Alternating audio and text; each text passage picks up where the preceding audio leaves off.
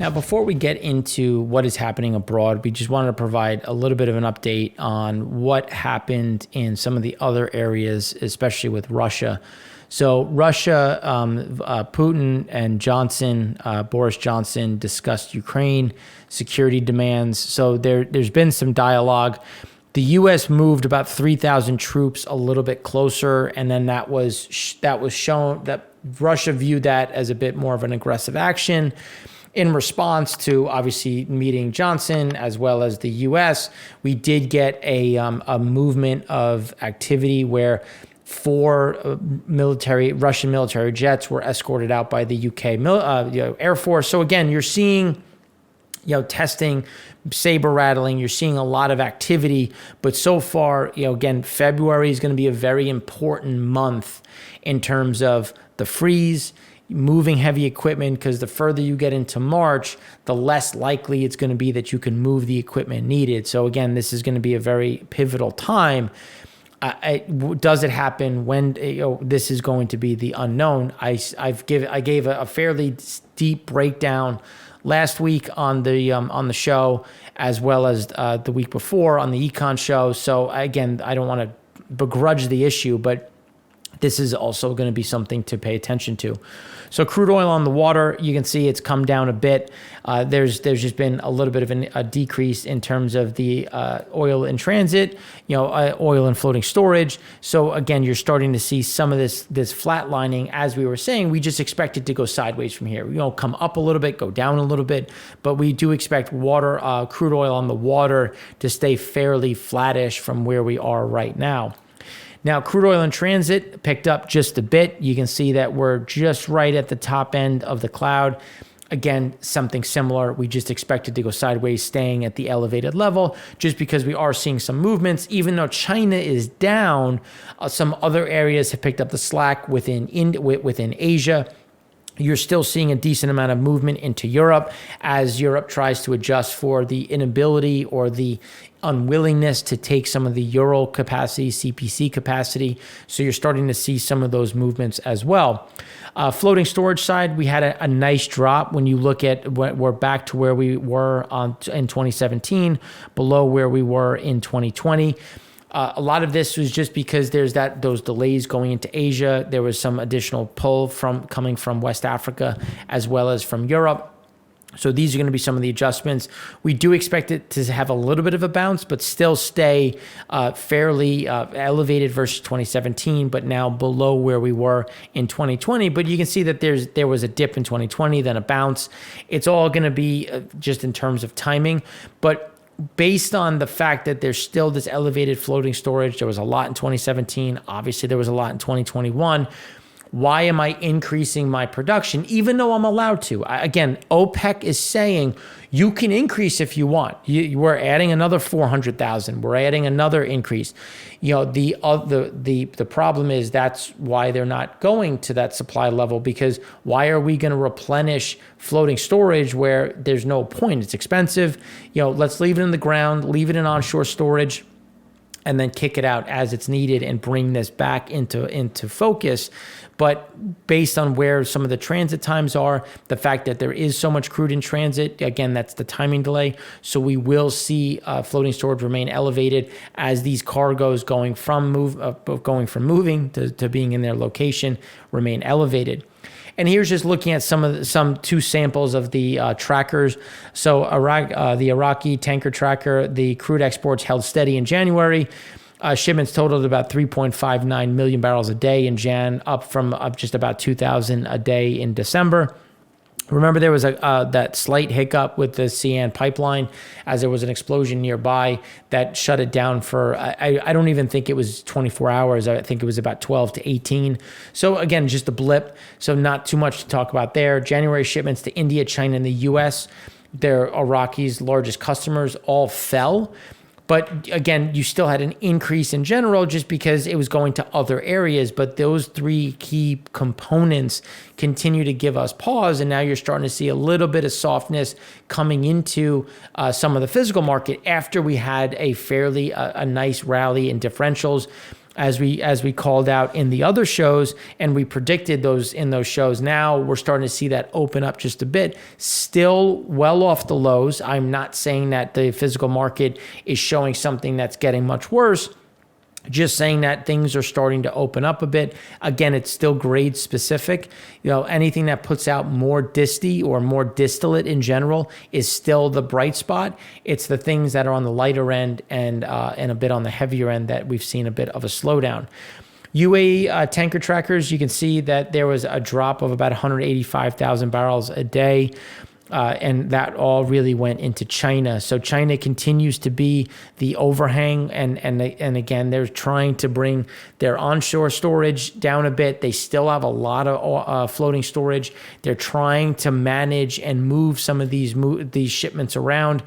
They had a fairly sizable buying spree, which helped tighten these spreads. Now they've gone away. The spreads are starting to open back up. So again, that's going to be some of that pressure that we discussed. Now, crude and condensate shipments, when you look at total observed exports, came in at about 3.05 million barrels a day, the lowest monthly volume since September, and compares to 3.24 million in December in the last month. Exports slipped to 4-month low, and it's all due to, obviously, the China plunge. But you can see October, big buyer, November, December, January, and now they go away. And that's what seasonally normal, nothing crazy. It's just it's going to be important to see how do they pick back up after Lunar New Year and as we go into March. U.S. product exports, a little bit of a bounce in gasoline, still below the 5-year average, but an increase nonetheless of 228,000 barrels a day. Distillate just getting ugly, down another 100,000. And again, it's just the tightness in our market. There's no point in those exports. So again, that's keeping some of that product within the U.S. Propane, propylene, increase of 226,000, back above the 5-year average, but still well within the cloud, which we'll talk about in a minute. And then on the other side, when you look at crude oil exports, a big drop of 420,000 barrels a day. That's something that is well below what we were expecting. So we do think this is going to increase and come closer to that 2.7, 2.8 million barrels a day that we've been discussing. So now on the WTI Dubai front, it's been just a straight line down in terms of the widening out. It's now about $4.90, and since I took this, it's actually at $5 at this point. So when this happens, you get a big drop off in Asian buying, but because of the Russian concerns, we are seeing a bit more of movement into Europe. We had a fairly sizable export that will show up this week into next week. But going forward over the next few weeks, we do see that pressure, especially as it comes to flowing into Asia. When you look at gasoline exports, back within the low end of the cloud, we expect this to stay fairly far off the 5-year average, but stay within the low end of the cloud in general. Distillate, another collapse. We were expecting things to go sideways a bit, so there will be a little bit of a pop, but we do expect to see seasonally adjusted all-time lows, just because there is a lot of pressure in the market right now and a lot of demand within the U.S. U.S. ethane exports, up and out, going to continue to be well above seasonal averages, well above 5-year averages. Things will stay strong throughout the year. Crude oil, you can see just kind of going sideways, but the better picture to look at it is when we look at the 4-week rolling average. We do expect this to go and trend further back above 2.6 million as we go through. But again, not back to where we were of that 2.93 million, just because differentials have blown out so much. Especially if you're Asia, you're going to take from the Middle East, you're going to take from West Africa before you take from the U.S. at these prices. Excuse me. Then when we look at propylene, as we were saying last week, we expected it to go back above the 5-year average, not set a new seasonally adjusted high, but back above, and that would kind of stay either at the 5-year or just above the 5-year average as the demand remains robust in the market. Now, when we look at what has happened so far, so just to round out where Libya closed out for January, they loaded 854,000 barrels a day in Jan. We were expecting, if you remember, about 960,000 or about anywhere between 930,000, but really closer to 960. You can see that we were off by about 100,000 barrels a day. So far, everything is back to normal, and so they are guiding closer towards a 1.03 to a 1.1. So again, right back to where they were over the last few months.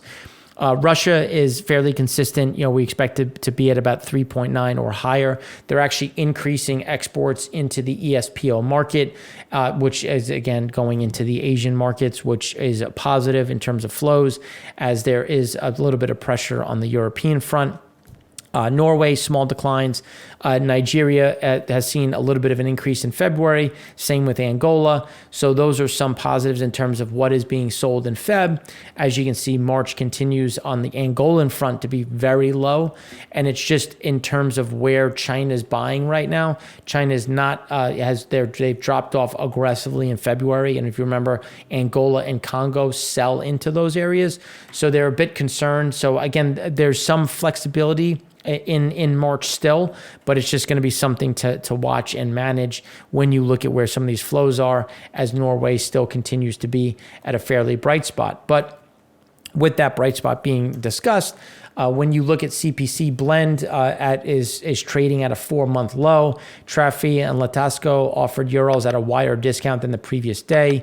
So when you think about, well, what is that? So when we look at what has been sold, when you look at CPC blend, it's sold at $2.50 below dated Brent. That's the lowest since September. When you look at Urals traded at a $1.90 discount, which is below where it was trading, which was anywhere between $1.35 and $1.65. Again, starting to see that widen out again. And then when you look at Urals going to Rotterdam, again, $1.70 spread, and it was a 30 cents spread. So again, seeing those, and then Vital withdrew an offer for 100,000 tons of Urals at a negative $2.10. So we're seeing some of those pressures that are continuing. Glencore sold CPC blend at a higher price than the previous deal. So it, again, depends on where we're seeing some of these movements.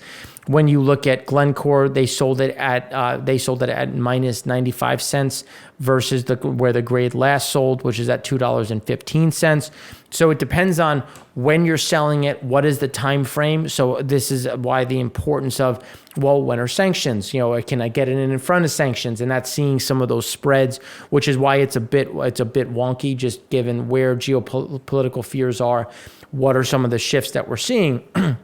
Now, when we look at West Africa, so just pulling West African data at this point, so Nigeria, brass crude for February 10th, 11th loading, it came in at a low. It's only $3.80 more than dated Brent and was previously $4.05. So as I was saying, it's still at a high level. It's still at a tighter differential. It's just you're starting to see it widen out a bit. And just given what has happened in Russia, the slowdowns in Asia, we expect that to continue to widen, not get back to the bigger lows as we talked about from 6 months ago, but just staying within that the 2 to 4 month low level, and really finding some support in that component. And we'll talk about why. When we look at Genscape in Europe, crude had a small build. It's now above where we were in 2014. So again, it's just the second lowest it's been. Just to give you an idea of where it is, instead of looking at just the cloud, let's compare it against other years just to give you a bit more color. Now, when we look at builds, you can see that in Europe, there are builds in gasoline, naphtha, fuel oil, jet. Gas oil continues to be the bright spot. And again, that comes down to what we've been saying. Diesel remains robust as we do get more builds in gasoline. So when you look at where we are, we're still above the low end point, but you can see it's still in a very bullish backdrop. Looking at gasoline, we expect it to continue to follow that 2016 level and really get back to where we were in 2021. Just given some of the pressure at this point, some of the fears that we've seen just based on where that is going. And again, remember gasoline versus gas oil versus diesel.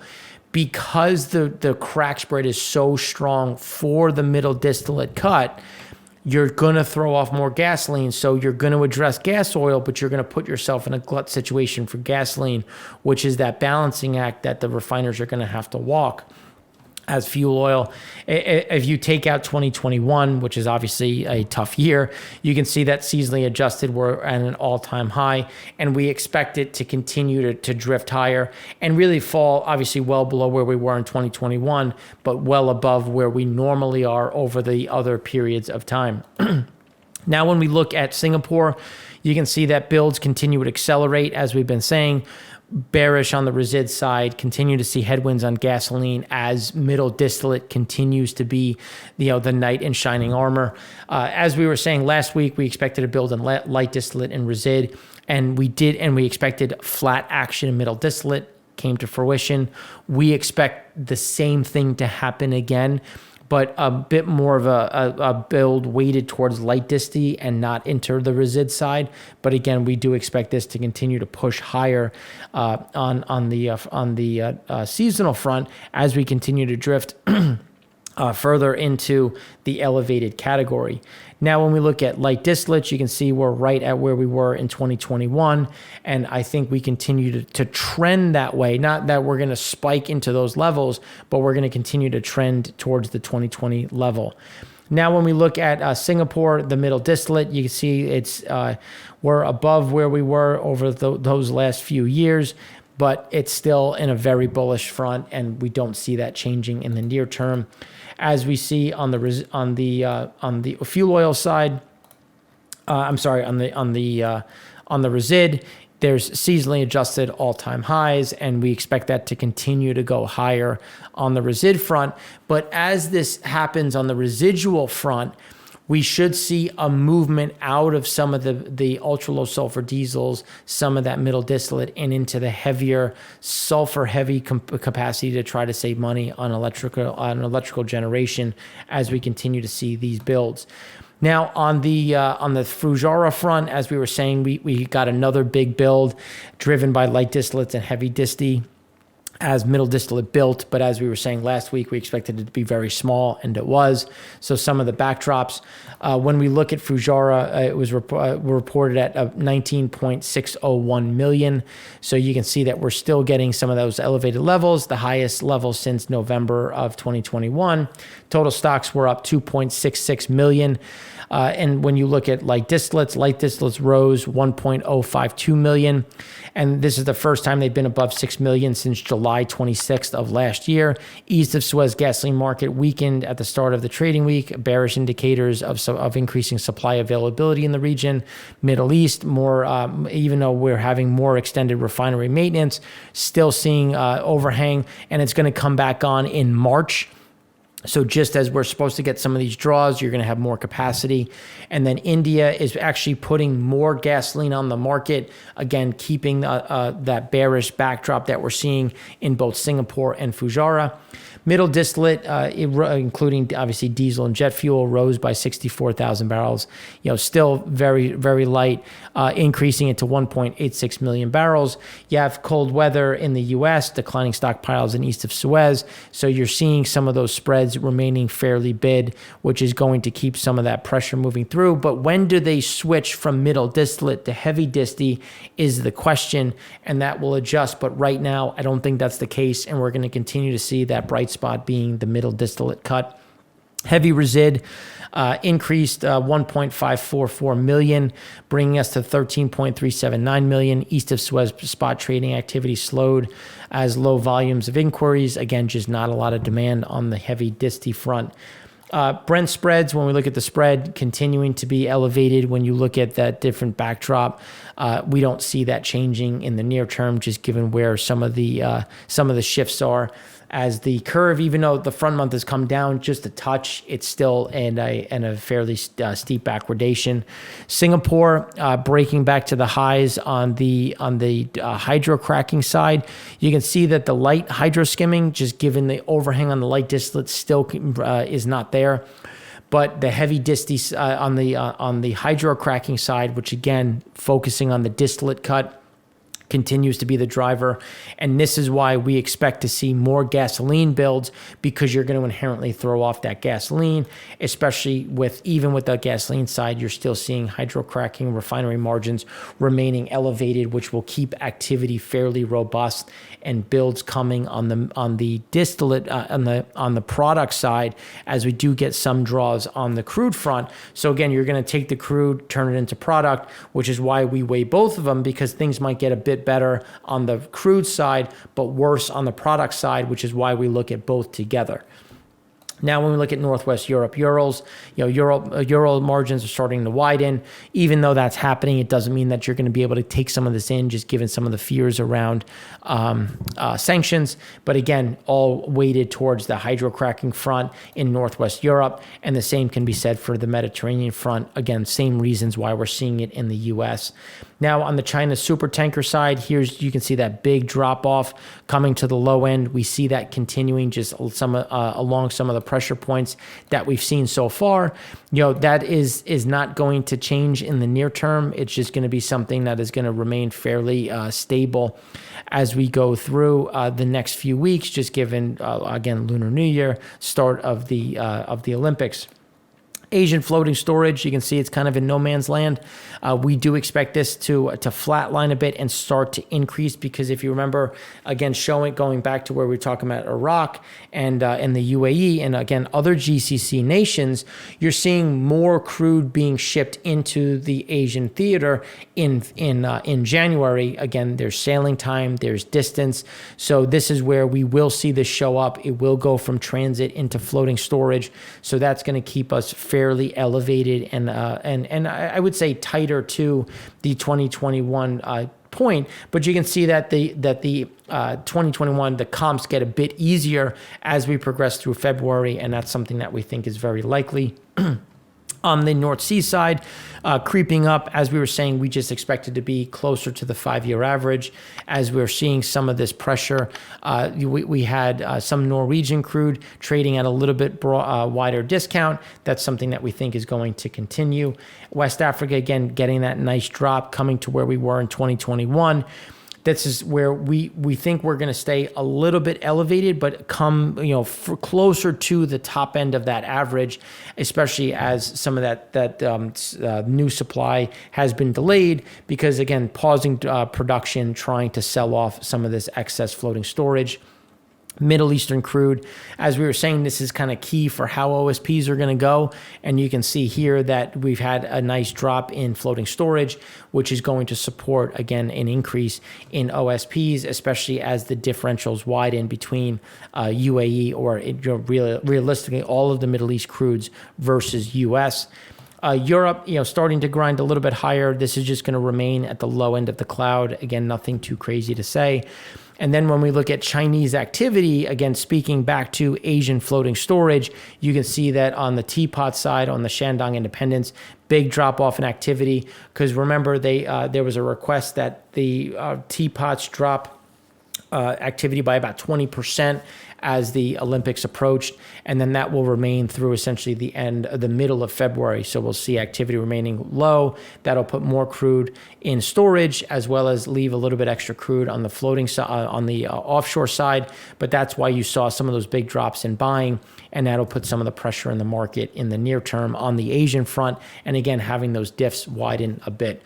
So that's all you have today. Hopefully for those out there, Happy New Year, especially Happy Chinese New Year, Lunar New Year in general. We hope you have an exciting day. The Olympics start tomorrow, and then we'll film and release the Econ show tomorrow. A bit busy trying to get everything organized, make sure it's as impactful as possible. So again, thanks for watching. I'm Mark Rossano, founder and CEO of C6 Capital Holdings, coming to you from Primary Vision Network.